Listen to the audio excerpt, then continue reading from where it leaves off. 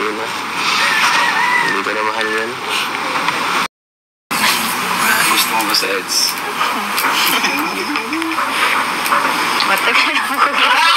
May pagtingin ka sa akin. Hi everyone! Good morning, good afternoon, and good evening sa ating lahat sa iba't ibang panig ng bansa. So, it's me again, Ka-Foodie Mix Channel. So, ngayon is magre-reaction tayo sa part 62 ng EDSI. So, bago tayo mag-reaction guys, is shoutout muna natin ang ama ng Kalingap, Kuya Bal Santos Matubang, Ate Edna Vlog, Kalingap Rob, and Kalingap Edo. Please subscribe their channel and manood po tayo ng mga uploaded videos nila para makatulong tayo sa mga sponsor, yung beneficiaries nila. I mean, is beneficiaries ng Team Kalingap. Yan. So, and pakisali na rin po ang aking channel para makatulong din po tayo sa mga beneficiaries ng Team Kalingap. So, ngayon guys, ang title po natin is #Mysterious Couple, and yung nararamdaman nila guys, yung nagkaaminan na sila, yan. So ito po yung i-highlight po natin, yung nararamdaman nilang dalawa, yan. So ito guys, may nakuha po akong video clip, panoorin po natin ito. Alay mo, madalas tayo magkasama dun eh. Joke. Saan ka ba mag-OJT? Hindi ko mo alam? Hindi ko pa nagkaanak. Hindi mo alam? Sundo yung mga kasama ko. Basta pag di sasabihan na lang kita. Sa Kalingap ka na lang, mag-OJT. Oo. Oo. Oo. Doon ka, cameraman ka, tatraining kita. Cameraman. Train mo na nga ako. Oo.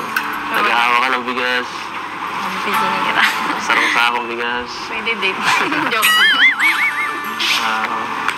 So ano, saan ka mag-gusto nito? Ano? Kala Joy, kala Kalingap Rob, sa bahay. Saan mo gusto? Pamili ka.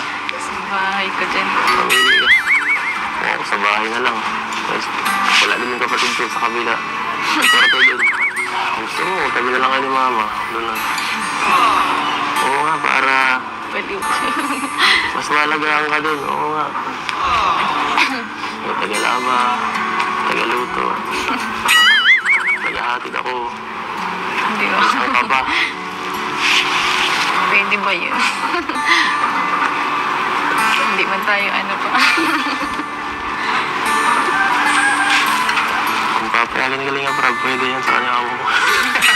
So, dito muna tayo guys, kasi sa ano nga, nabanggit ni Beyonce na mag-OJT na siya.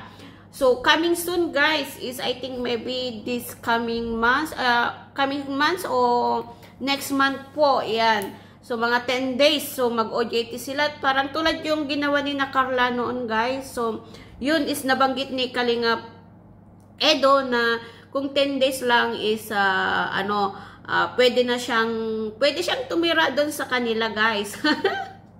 Ako yung natatawa dito guys, yung ano nga, o nga maganda is 10 days din guys kung okay naman.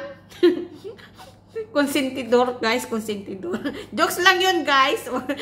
Parang nag-agree din ako doon na. Pero yun din guys, kung pwede naman daw siyang mag-stay doon sa Kalingap Edo kung 10 days lang, bakante yung room ng kapatid niya kasi nga yung kapatid niya is wala sa DAE. Yan. So alam naman natin na yung kapatid niya is nasa Manila, nag-work yan. So yun nga, ginodyoke niya nga si Beyonce na pwede siya doon, may tagalaba, may tagaluto, may tagahatid pa at maalagaan pa. O kaya magtabi sila ni Mama Helen na matulog, di ba guys?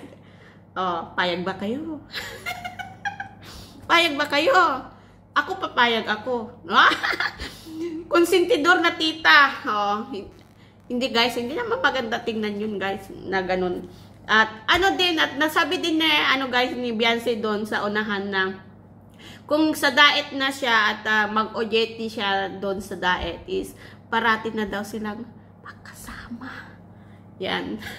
Magkasama guys. Pakape-kape. Yan. Magkape-kape, magmulmul, ganun. Kain-kain sa gabi. Saan pa kayo guys?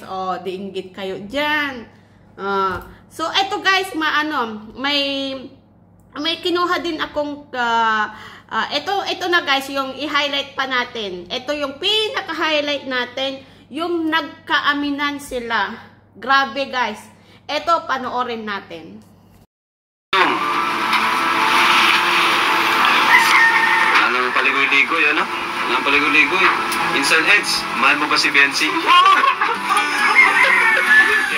Direct to the point na tayo. San, ano ba talaga? Para, ano na? Mahal mo ba tong si Biancy nandito? Basta agad. Manap na.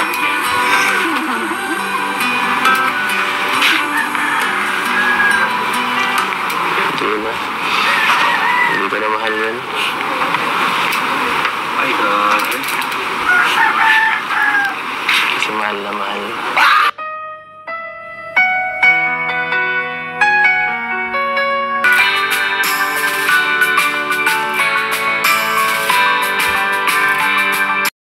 Ay, grabe guys, yan. So, eto kay Kalingap Edo muna tayo guys. So, ang tanong ni Kalingap Rob is, mahal mo na ba si Biancy?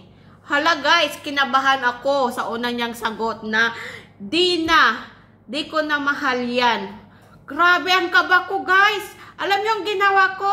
Drinag ko muna kung ano yung tuloy yung sasagot ni Kalingap Edo.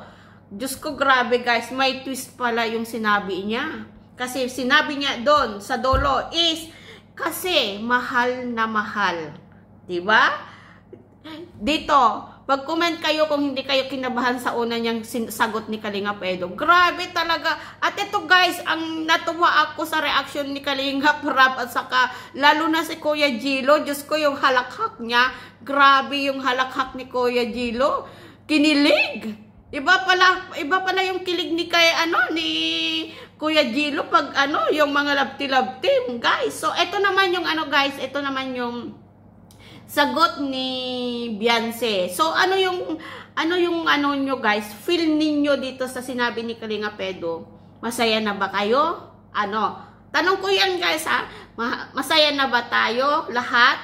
Yan. So nakabawi na sila guys yung yung other mga pas-pas na alam na nanyo guys, hindi ko na i-mention. So eto guys ang sagot ni Biancy. Siguro, alam mo naman siguro din yun. Oo naman, Biancy. Gusto mo ba sa EDS? Matagal ako. May pagtingin ka sa akin. So, ayan guys. So, kay Biancy naman tayo ngayon. So, yun.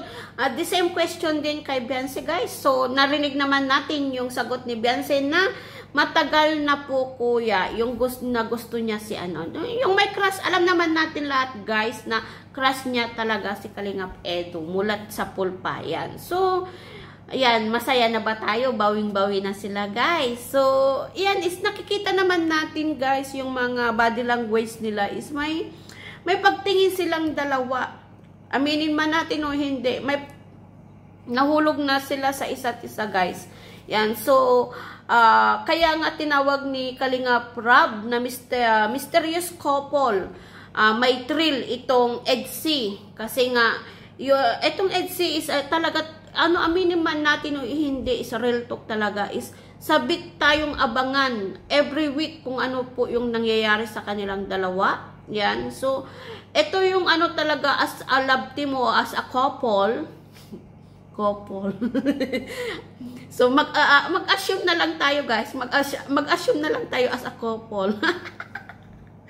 Jokes lang yun guys. Jokes lang. As a couple, Ito yung maraming pagsubok talaga na darating na as a couple, as a love team. Na sana is na yung mga pagsubok na darating na mga bashing o alam nyo naman sa social media is sana is maging matatag pa silang dalawa, and sana is ang masasabi ko din sa itong dalawa na pakiramdaman nila yung nararamdaman po nila sa isa't isa guys, yung silang dalawa yung makakasagot sa lahat, yung mga hindi nila pagkaunawaan o hindi nila pagkaintindihan.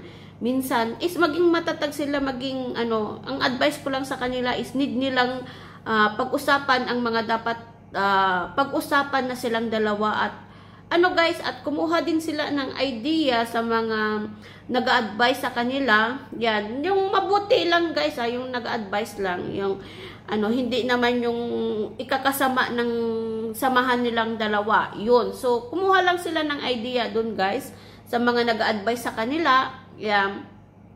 So, wag naman yung, ano, wag silang kukuha sa Mayneka kasi nga, yun is nakakasama talaga sa samahan ng dalawa. Yun. So, talagang ano guys, yun lang ang masasabi ko, na maging matatag sa lahat ng pagsubok na darating sa kanilang buhay. And I hope and we pray na sana soon is mag-aminan na sila. Mag-aminan na sila ng dalawa. Jokes lang guys, jokes lang. So, ano yan, matagal pa yan guys, is based, mag-study muna si Beyonce, yan. Pero okay lang na maging couple sila, kasi wala naman masama dun guys, kasi gawing inspiration lang yun. Huwag gawing inspiration.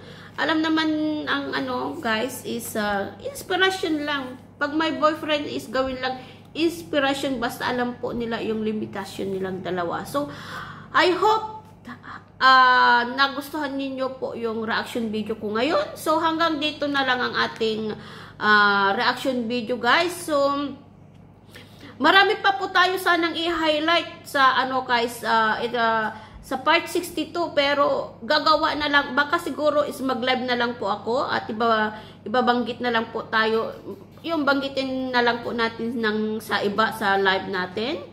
Yan. So, hanggang dito na lang ang ating reaction video guys. So, see you next week see you next time. Yan. So, bye-bye guys.